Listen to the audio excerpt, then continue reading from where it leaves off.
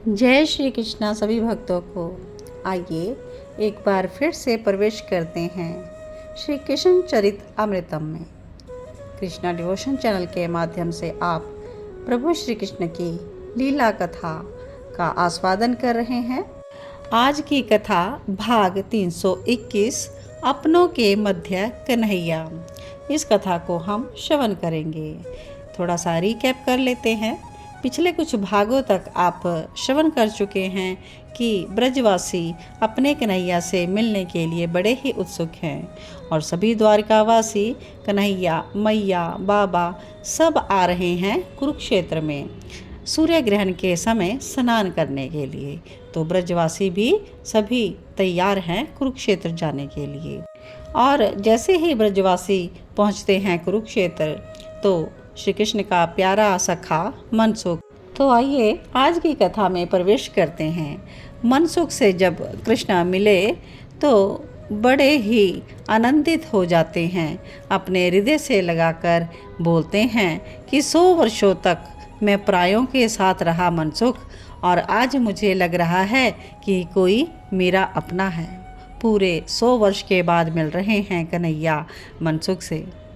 वही अपनेपन की सुगंध, निस्वार्थ प्रेम, सुख देने की भावना, सतत लेने की भावना नहीं, ये वृंदावन में ही है। श्री कृष्ण अभी भी मनसुख के हृदय से ही लगे हुए हैं, कहूँ तो बिल्कुल ही चिपके हुए हैं। वो स्वयं अपने प्रिय सखा मनसुख से अलग ही नहीं होना चाहते। और मनसुख ने कन्हैया के कान में धीरे से कहा, लाला मैया भी आई है। मैया! अब तो श्री कृष्ण ने मनसुख का हाथ पकड़ लिया और मैया को स्मरण करते ही बोले, सच मैया आई है। मनसुख चल मैया के पावन चरणों में जाकर बैठते हैं, उसके हृदय में उमड़ रहे वात्सल्य सिंधु में अवगाहन करते हैं, तब तो ये द्वारकाधीश पावन हो जाएगा। और उधर दारुक ने सुना कि ये कहीं जाने की बात कर रहे हैं तो बोलता है, महाराज रथ लाऊं? दारुक की ओर देखा तो नहीं, कृष्ण ने मनसुख का हाथ पकड़कर बोले, चल भागते हैं। आज ब्रज के वही चपल कन्हैया बन गए थे द्वारकाधीश, और दोनों सखा भागे। मनसुख हंसने लगा, तू बिल्कुल नहीं बदला कन्हैया, पहले जैसा था वैसे ही आज है। हाँफते हुए मनसुख बोल रहा है, हाँ ये आनंद तो तुम लोगों के साथ ही आता है, अपनों के साथ। दौड़ते हुए श्री कृष्ण कहते हैं, मनसुख याद है मैंने मटकी फोड़ी थी, फिर मैया मेरे पीछे भागी, मैं भागता गया, तू भी मेरे साथ था, याद है ना? तो रात्रि की शीतल हवा कुरुक्षेत्र की और ये लीला बिहारी अपने सखा के साथ दौड़ रहे हैं। दौड़ इसलिए रहे हैं क्योंकि इन्हें अपनों के पास शीघ्र पहुंचना है। मनसुख रुकता है, ये है शिविर दिखाया। श्री कृष्ण हाँफते हुए बैठ गए। लिखा था वृंदावन शिविर। वो पढ़कर श्री कृष्ण भावुक हो उठे।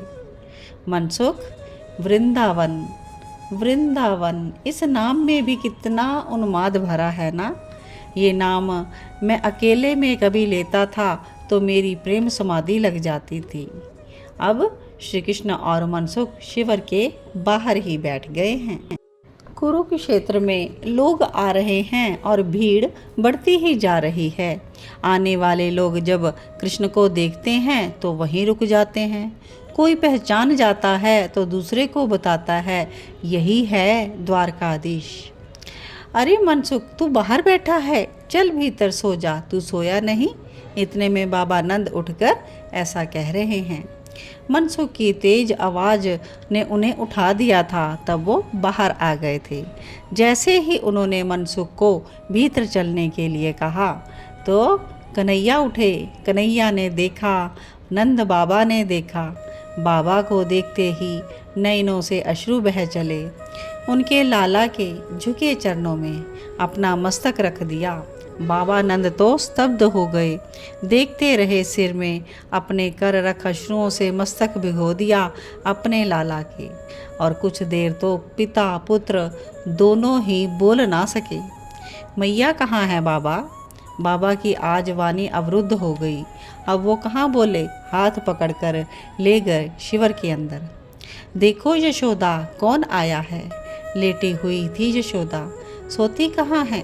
100 वर्ष हो गए, कभी झपकी आ गई तो आ गई, और वो झपकी भी कुछ ही मिनटों की होती है मैया की। मैया लेटी रही, रहने दो, थकान सी हो रही है मुझे, कुछ नहीं देखना मुझे।